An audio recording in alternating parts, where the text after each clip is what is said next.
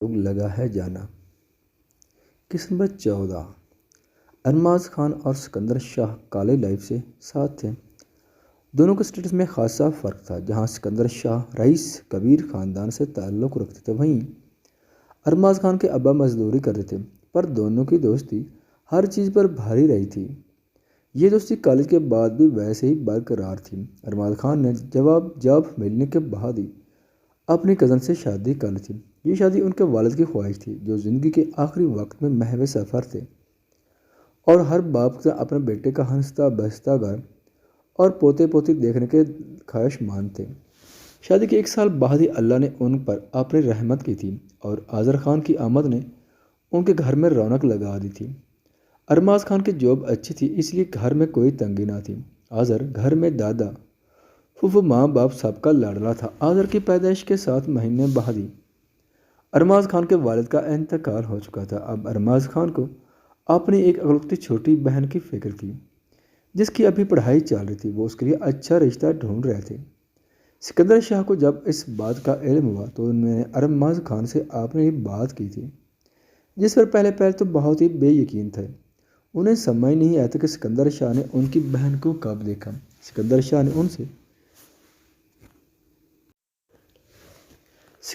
ان سے یہی کہا تھا کہ انہوں نے 1-2 بار دیکھا اور انہیں صبرین خان پسند آئی ہیں۔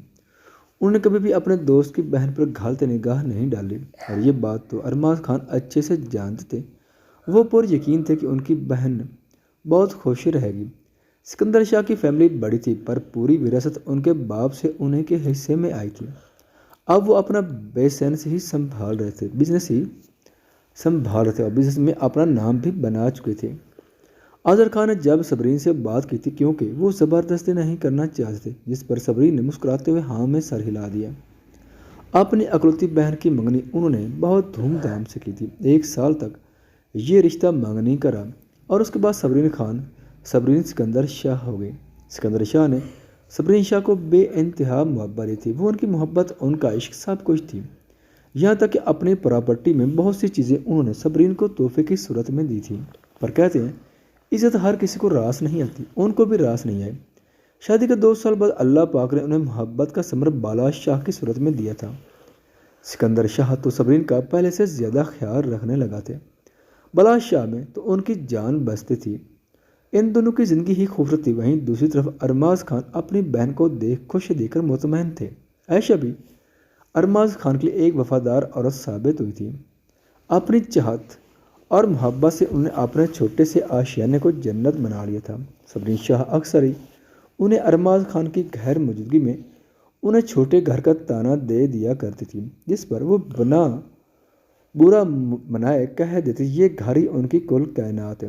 زندگی اپنے خوبصورت سفر پر گامزن تھی، آنے والے عذاب سے کوئی واقف نہ تھا۔ اللہ پاک نے ایک بار پھر سے ارماز خان پر اپنی رحمت برسائی تھی، جب ان کی گود میں عشاق کے بعد بیا آئی تھی۔ پر بیا کی پیدائش میں آنے والے مشکلات پر ان کی بیوی خالق حقیقی سے جا ملی۔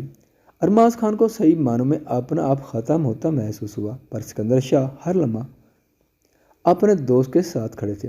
وہی ہوا جو ازل سے ہوتے آیا تھا۔ رشتہ داروں کا کہنا تھا کہ ان کی بیٹی ہی منحوس ہے، جو پیدا ہوتے ہی ماں کو کھا گئی، پر بنا کسی بات پر کان دھرے انہوں نے اس نازک سی پری کو سینے سے لگا لیا تھا، جو ہو اپنی ماں کی کاپی تھی۔ ان کی بیٹی بیا، ارماز خان، آذر اور بیا بالکل اپنی ماں پر تھے۔ اسی کے برعکس عشاء کے نئے نقش ارماز خان جیسے تھے۔ زندگی کا کام ہوتا ہے چلنا، اور وہ چلنے لگی تھی۔ ارماز خان جن کا دل تو خالی ہو چکا تھا، پر اپنے بچوں کا مضبوط صاحبان تھے، انہیں اس ظالم دنیا میں تنہا نہیں چھوڑ سکتے تھے۔ بالا شاہ اکثر اپنے باپ کے ساتھ یہاں آتا تھا۔ بیا اسے شروع سے ہی بہت پیاری لگتی تھی، پر اسے آذر سے ہمیشہ سے چڑ تھی، جو اسے بیا کو ہاتھ بھی لگانے نہیں دیتا تھا کہ وہ صرف اس کی گڑیا ہے۔ جب بالا ضد کرتا تو آذر کہہ دیتا کہ یہ میری بہن ہے، تمہاری بھی بہن ہے تو تم لے لو، اور یہ وہ بات ہوتی تھی جہاں بالا یہ کہہ کر پیچھے ہٹ جاتا کہ وہ اپنی گرین آئیز والے ڈول کو ایک دن اس سے بہت دور لے جائے گا۔ صبرین شاہ کا سکیڈول ان گزرے 1 سال میں بہت بدل گیا تھا۔ ان کی توجہ گھر سے مکمل طور پر ہٹ چکی تھی۔ زیادہ سے زیادہ شاپنگ کرنا، پارٹیز اٹینڈ کرنا، زیادہ وقت گھر سے باہر گزارنا، اور جو چیز سکندر شاہ شدت سے نوٹ کر رہے تھے وہ تھا بلاج کو اگنور کرنا، اسے بات بات پر جھڑک دینا۔ وہ اپنا آپ اگنور ہوتا برداشت کر لیتا، پر ان کے بیٹے میں تو ان کی جان بستی تھی، جو اپنی ماں کے بدلتے رویوں سے اداس ہو جاتا تھا، کبھی کبھی رونے بیٹھ جاتا۔ وہ بچپن سے ہی اداس ہو جاتا تھا۔ بلاج کا بیسٹ فرینڈ اس کے چاچو کا بیٹا حیدر تھا، جس کے ساتھ اس کا زیادہ وقت گزرتا تھا۔ صبرین شاہ کے بدلتے رویے نے ان کے رشتے میں ناچاکی پیدا کر لی تھی۔ آئے دن ان کے گھر میں لڑائیاں ہونے لگی۔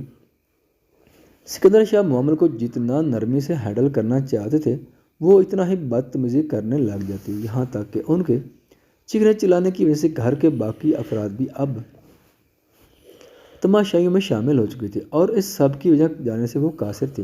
ایک بار لڑائی میں ہی انہوں نے طلاق کا مطالبہ کر دیا، جس پر سکندر شاہ کا ہاتھ بے ساختہ اٹھا تھا۔ بلاج شاہ اس وقت میں 7 سال کا تھا، جس کا معصوم ذہن ان سب سے بری طرح سے ہرٹ ہو چکا تھا۔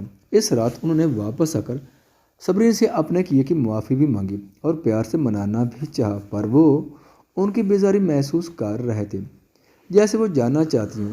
سکندر شاہ لاکھ ڈھونڈنے کے بعد بھی وہ غلطی نہیں ڈھونڈ پائے تھے، جس کی وجہ سے ان کی بیوی ان سے اس قدر بیزار ہو چکی تھی کہ ان کی شکل تک دیکھنے کے روادار نہیں تھی۔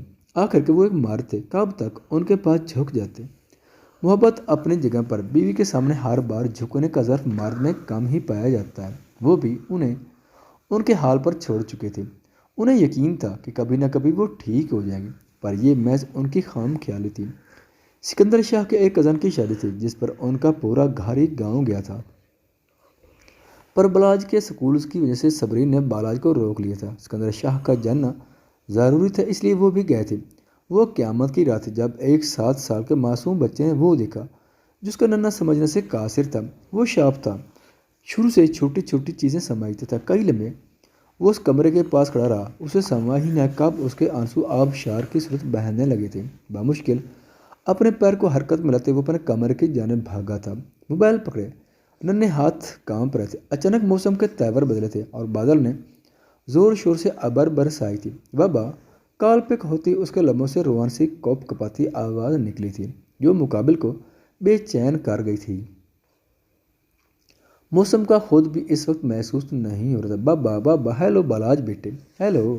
بارش کی وجہ سے سگنل بالکل نہیں آ رہا تھا، کال لگ کر بھی لگی نہیں تھی، پر سکندر شاہ نے اس کے رونے کو شدت سے محسوس کیا تھا۔ بابا کا بچہ آواز آ رہی ہے، کیا ہوا میرے بیٹا؟ وہ اسے بہلا رہا تھا کہ شاید کچھ آواز چلی جائے۔ بابا یہاں بابا پلیز کاما۔ بلاج کو اپنے باپ کی آواز نہیں آ رہی تھی، وہ روتے ہوئے اپنی بات کر رہا تھا۔ سکندر شاہ اس کی بات سن سکتے تھے، جب ہی پریشان ہوئے۔ میری جان ماما کہاں؟ ڈر لگ رہا ہے آپ کو، کیوں رو رہے بلاج؟ بلاج وہ اسے پکار تھے، پر مکمل طور پر کال کاٹ چکی تھی۔ سکندر شاہ نے پریشانی سے ماتھا مسئلہ اپنی بیوی کو کال ملائی، جن کا نمبر سگنلز کے علاوہ بھی بند تھا۔ انہیں صحیح معنوں میں فکر لاحق ہوئی تھی۔ جب اس سب کو چھوڑتے بنا کسی کو انفارم کیے وہ گھر سے نکلے، پورے راستے وہ مسلسل بلاج کے گھر کے نمبر کو ٹرائی کر رہے تھے۔ ارماز خان کو خیال آتے ہی انہوں نے فوراً سے کال ملائی۔ گاؤں کی حدود سے نکلنے کے بعد سگنل قدرے بہتر ہو گیا تھا، جب بھی پہلی بیل میں کال ریسیو ہو گئی۔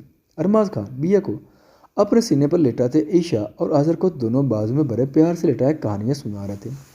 ماں تو تھی نہیں جو اپنی آغوش میں چھپاتی، اس لیے بارش میں خوف میں وہ انہیں خود میں چھپائے ہوئے تھا۔ اسی دوران ان کا فون رنگ ہوا۔ سکندر شاہ نے جس گھبراہٹ میں بلاج کا ذکر کیا، وہ بھی دہلتے دل سے اٹھ گئے تھے۔ میں آتا ہوں آذر میری جان، میری بات سنو۔ انہیں فون پر جواب لیتے وہ بیا کو بیڈ پر لٹائے آذر سے مخاطب ہوئے تھے۔ یس بابا، آذر نے پوری فرمان برداری سے جواب دیا۔ میری جان، بھائی بہنوں کے محافظ ہوتے ہیں، بابا ابھی جا رہے ہیں، آپ نے اپنی بہنوں کا خیال رکھنا ہے، اوکے؟ ان کی بات پر آذر نے زور شور سے ہاں میں سر ہلایا، جس پر وہ تینوں کا پیار کرتے بائک لیے نکل گئے تھے۔ ایک طرف وہ 7 سال کا معصوم بچہ بستر سے لگے زمین پر بیٹھے سسک کر رو رہا تھا، جس کا ننھا ذہن صدمے سے نہال تھا۔ خوف سے اس میں اتنی ہمت بھی نہیں تھی کہ وہ کھڑکی بند کر لے، جس سے بارش نے اسے گیلا کرنا شروع کر دیا تھا۔ وہاں وہ 11 سالہ لڑکا اپنی دونوں بہنوں کو اپنی آغوش میں لے چکا تھا۔ وہ کہاں جانتا تھا کہ یہ پہلی آخری بارش نہیں، بلکہ اب تو ایسی کئی راتیں آئیں گی۔ وہ نہیں جانتا تھا کہ اس کا باپ اسے یوں ہی اپنی بہنوں کا سرپرست بنا چکا تھا۔ وہ نہیں جانتا تھا کہ بہت جلد ان کی چھوٹی سی جنت بکھرنے والی تھی۔